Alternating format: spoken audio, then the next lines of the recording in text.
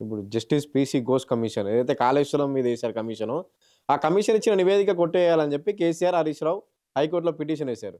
కానీ హైకోర్టు కొట్టివేయకుండా విచారణ వాయిదా వేసింది. వాళ్ళంటే ఈ జస్టిస్ పీసీ ఘోష్ కమిషన్ ఇచ్చిన దాని మీద కౌంటర్ దాఖలు చేయాలని చెప్పి కూడా వాళ్ళొక సూచన చేసింది.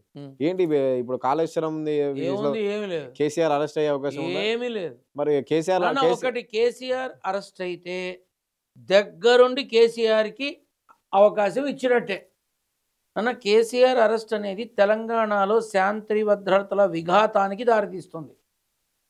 తెలంగాణ రాష్ట్రం అట్టుడుగుతుంది. ఎందుకని? తెలంగాణ రాష్ట్రాన్ని తీసుకొచ్చిన వ్యక్తినే నువ్వు నీ కక్షతో నీ దీనితో నువ్వు జైల్లో పెడతావా అని తిరగబడతారు. తిరగబడే అవకాశం ఉంది. శాంతి భద్రతలకి తీవ్ర విఘాతం కలుగుతుంది. ఎందుకనే ఇవన్నీ ఇప్పుడున్న సీఎంకి తెలియదా, అక్కడున్న చీఫ్ జస్టిస్కి తెలియదా? అన్నీ ఆలోచనతోనే వెళతారుగా.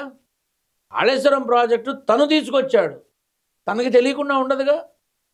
చూడ్డానికి బక్కగా ఉన్నప్పటికీ బ్రహ్మాండం అంతా బుర్రలోనే ఉంది.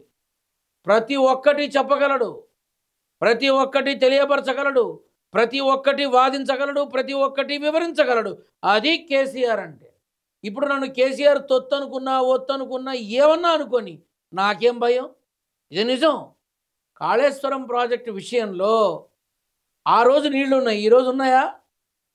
ఈరోజు స్థితి ఎలా ఉంది? ఇవన్నీ మనం గమనించాల్సింది ఏంటంటే, విచారణ వాయిదా, వెళ్ళిపో, అన్నీ సమకాలీనటువంటి విధానంలో తీసుకురా అన్నారు. కాళేశ్వరం గురించి కేసీఆర్ కన్నా ఎవరికైనా తెలుసా? ఎవరన్నా ఉన్నారా తెలిసిన వాళ్ళు? కూర్చోబెట్టి సమాధానం చెప్పమని అడిగితే సమాధానాలు ఉన్నాయా?